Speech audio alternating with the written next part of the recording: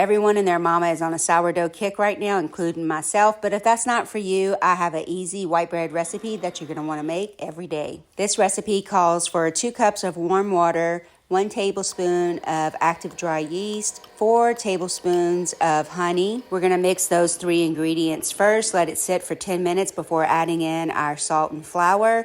Next, we're going to let this knead for 6 minutes. I'm going to cover this and let it rise for 1 hour. Punch it down and put it onto a floured surface. I want to make 2 loaves, so I'm going to separate my dough for my pans. I have a larger one and a smaller one. You don't want to overwork your dough. Just flatten it out and do it like a little burrito. Tuck and roll, tuck and roll.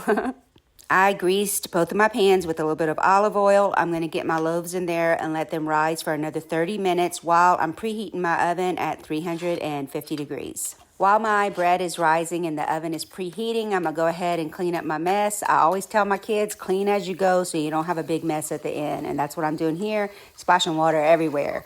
Y'all were asking for an update on this mixer. So far, so good. I'm still loving it. It's super easy to use and it's really easy to clean.